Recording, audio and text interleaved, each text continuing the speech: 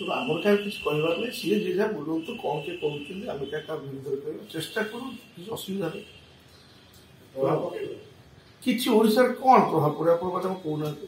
ଆପଣଙ୍କୁ ଲାଗୁଛି ଏଠି କେହି ବି ଆସିଲେ କିଛି ପ୍ରଭାବ ପଡ଼ିବ?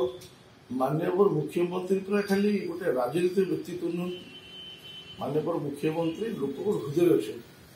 ତେଣୁ ତ କିଏ ହଟେଇ ପାରିବେ? ତେଣୁ এইটা হচ্ছে প্রভু জগন্নাথଙ୍କ ଦେଶ।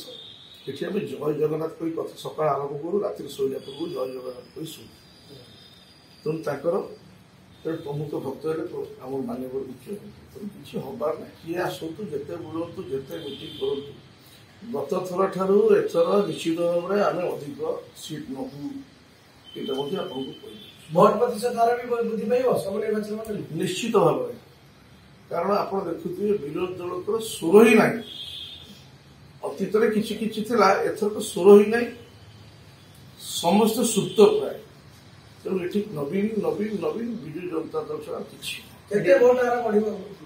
ଆଜ୍ଞା, ଭୋଟ ହାର ବଢିବ ନିଶ୍ଚିତ ଭାବରେ। ଗତ ଥର ଅପେକ୍ଷା ଆଶା ବିଶ୍ୱାସ କାରଣ ଯେତିକି କାମ କରାଯାଇଛି କୋଭିଡ ପିରିୟଡରେ ସରିଗଲା ପରେ, ତାପରେ ଯୋଉ ତ୍ୱରାନ୍ୱିତ ଗତିରେ ଯାହା ଯାହା କାମ କରାଯାଇଛି, ରୂପାନ୍ତରିତ ହେଇଛି, ସ୍ୱାସ୍ଥ୍ୟ କ୍ଷେତ୍ର ହଉ, ଶିକ୍ଷା କ୍ଷେତ୍ର ହଉ, ଗମନାଗମନ ହଉ, ଜଗନ୍ନାଥ ସଂସ୍କୃତିର ପ୍ରଚାର ପ୍ରସାର ହଉ, ସବୁ ପ୍ରକାର ମଠ ମନ୍ଦିର କାର୍ଯ୍ୟକ୍ରମ ହଉ, ସବୁ ପ୍ରକାର ଯାହା ଯାହା କାମ ହେଇଛି ଆମେ ଯାହା ଅନୁଭବ କରୁଛୁ, କିଛି ବାକି ନାହିଁ।